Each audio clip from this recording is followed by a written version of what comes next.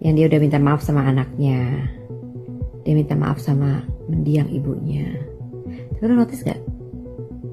Matanya itu agak bengkak, kayak habis nangis. Kenapa lo, Dan? Bisa marahin produser? Takut diboykot?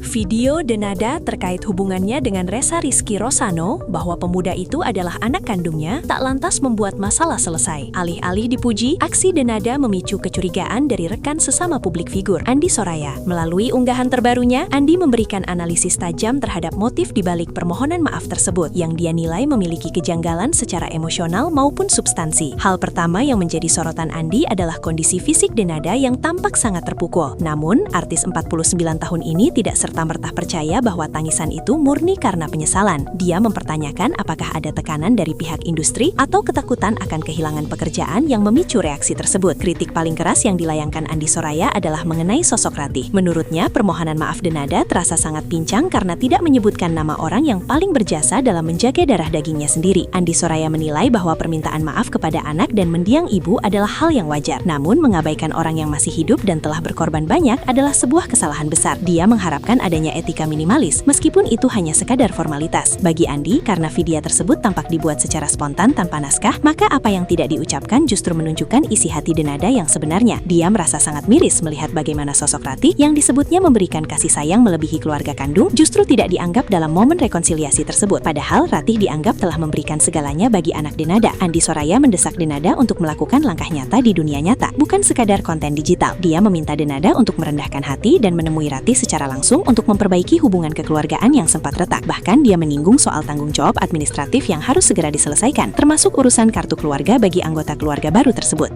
Apa lu nyesel karena ketahuan? Ya mudah-mudahan sih lu nyesel, bener-bener nyesel ya. Bukan karena tekanan publik ataupun karir. Tapi yang gue bingung adalah dari awal sampai akhir kagak ada tuh gue denger dia minta maaf sama Ibu Ratih dan keluarganya. Ada apa yang Bu Ratih? Susah banget tuh minta maaf sama Bu Ratih. Dia yang udah besarin anak lu, udah jagain anak lu. Kenapa kagak ada permintaan maaf? Terima kasih udah besarin anak gue. Apalah, basa-basi. Mau itu bener, mau itu palsu, ngomong aja. Makanya gue tadi gue dengerin sampai habis. Buset, nih orang kesekip apa gimana? Ya nggak? Tapi biasanya sih orang kalau ngomong kayak gitu dia unscripted ya. Jadi dia ngomong berdasarkan dari kata hati. Ya itulah kata hatinya. Ya itu. Jadi minta apa anaknya? Pastinya, karena kan tujuannya ke situ. Dia emaknya udah meninggal. Emang salah apa dia ke emaknya? Tapi ini yang masih hidup nih, masih hidup, kagak dimintain maaf sama keluarganya. Udah tepin anak, kagak komit pula. Udah besarin, dididik dengan baik, dengan kasih sayang, dirangkul, dicintai seperti anak kandung sendiri, melebihi rasa kasih yang diberikan oleh keluarga lu, ya kan? Tapi kayak nggak ada aja gitu ya. Sabar ya berarti, sabar ya, mungkin dia hilaf, dia masih hilaf nih, tenang, mudah-mudahan dia inget nih, gue ingetin, kita semua ingetin, jangan lupa Bu Ratihnya. Mudah-mudahan lu bisa ketemuan langsung aja deh sama Bu Ratih, minta maaf, cium tangan, kan masih keluarga lu, masih tante lu, orang tua, ya kan, bisa rangkulan lagi anak lu. Kesian tuh, dia udah siap-siap baskom buat cuciin kaki emaknya. Jangan lupa tuh urus kartu keluarga, ada anggota baru masuk sebagai anak. Jangan lupa kasih pendidikan anak lo yang benar, biar sama kayak adiknya. Semoga lo bisa berkorban yang sama seperti bagaimana lo berkorban untuk anak cewek lo. Ressa, lo gak usah ketakutan emak lo diboykot. Emak lo itu cuma suruh libur, ya. Kalau dia gak suruh libur, kagak kelar-kelar ntar urusan lo. Biar dia fokus. Kalau dia kebanyakan syuting, kebanyakan di pekerjaannya, dia akan milih pekerjaannya, kagak milih lu, kagak penting soalnya. Ngerti gak? Jadi mendingan dia liburin aja dulu biar bisa ngurusin lo. Ini bukan boykot, ini untuk kebaikan lo, kebaikan semua, biar fokus sama kasus kalian.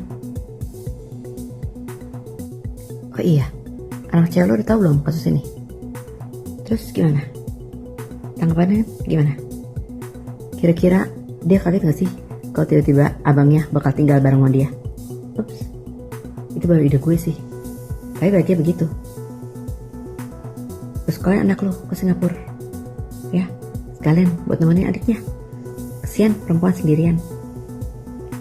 Oke kan kalau ada adiknya, jagain dia di sana, sekalian di sekolah. Jadi emaknya bisa konsentrasi cari duitnya, kecipak-cipuk lagi. Bener gak sih cipak-cipuk? Ya pokoknya gitu deh. Belum lagi adiknya keluar pakai bilang, jangan bawa nama emak gue. Gimana mau nggak kebawa? Kan jalan ceritanya emang begitu. Dia cuma ceritain jalan ceritanya dia. Ya mak lu masuk sebagai aktornya juga di situ. Ya mohon maaf, kita keseret-seret juga kan. Makanya pada muncul dong semuanya, kasih klarifikasi yang benar. Kan saat itu kan gak cuma mak lo doang, ada adik lo, ada ya pokoknya yang sekitar rumah itu deh. Keluar dong, kasih pengakuan yang benar. Jadi bisa seimbang beritanya, kanan dan kiri, iya kan? Jadi kita gak menduga-duga. Bukan mau nyalahin, tapi masalahnya gak ada penyeimbang. Pada keluar dong, kasih tahu kenyataannya seperti apa. Kalau mau semuanya fair, ya kan? Masalahnya ini udah menjadi konsumsi publik. You have no choice. Terus